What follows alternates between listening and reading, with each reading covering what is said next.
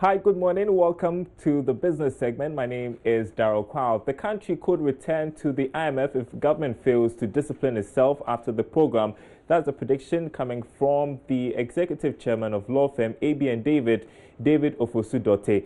The country is expected to exit the IMF program by April next year. There are fears that if government is not prudent with this expenditure, it could return to the program or the fund for support.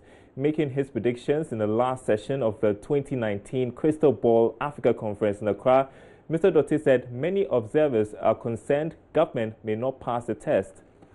I think keeping within the limits of expenditure, one of the good things that has happened is the passing of a fiscal responsibility, law, to enable us stay within expenditure limits. So to the extent we are staying within expenditure limits, and if I look at if my facts about the budget this year are right, if we keep within 4.2% of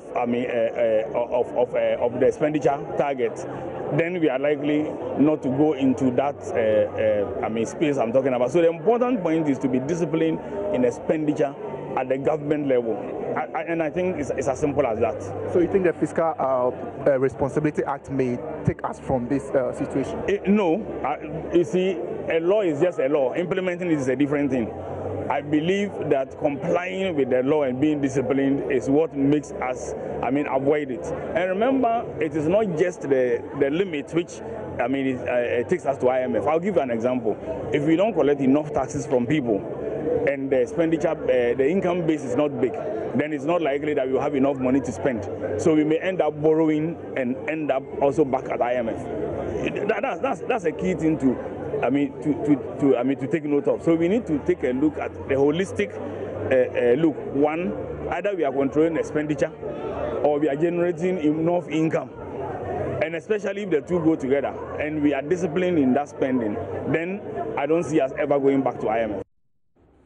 The new owners of ECG Miracle could have their contract abrogated if they fail to meet key performance indicators. This is one of the measures that has been instituted to ensure that Miracle indeed transforms ECG. Government has put in place a clause that allows a 20-year contract to be reviewed every 5 years. Chief Executive of the Millennium Development Authority, Martin Eson Benjamin, says all is set for the takeover. It's in line with the timetable that we drew. That anytime we go to Parliament and Parliament approves the agreements, we have 6 months, 180 days, in which we consummate the agreement.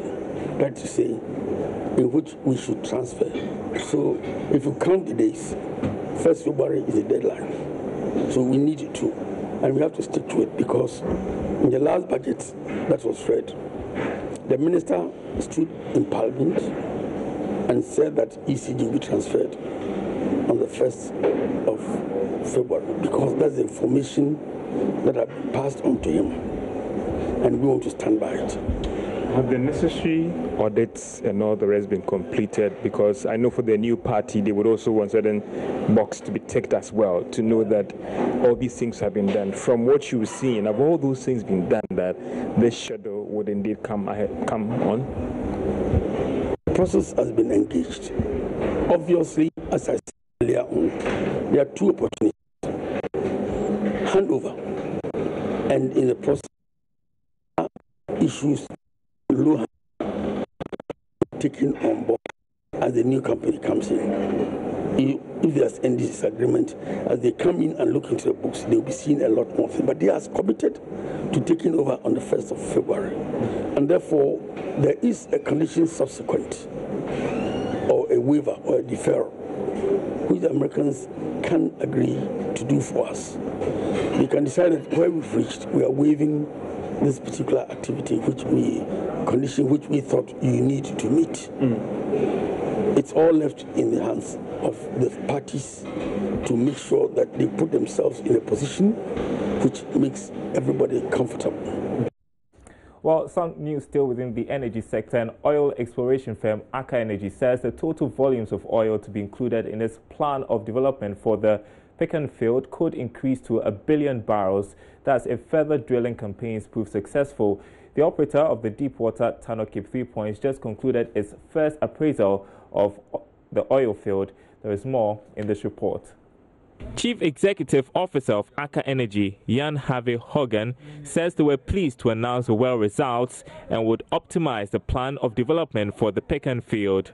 He said there was still a lot of work to be done, including to conclude the phasing of the development, the size of the first phase, and the detailing of the concept. The important priority going forward is to deliver a robust field development plan for Ghanaian authorities. Based on the existing subsurface data, the existing discoveries are estimated to contain 450 to 550 million barrels of oil equivalent. Aker Energy estimates that with the next 2 appraisal wells to be drilled, the total volumes to be included in the plan of development have the potential to increase to 1 billion barrels of oil.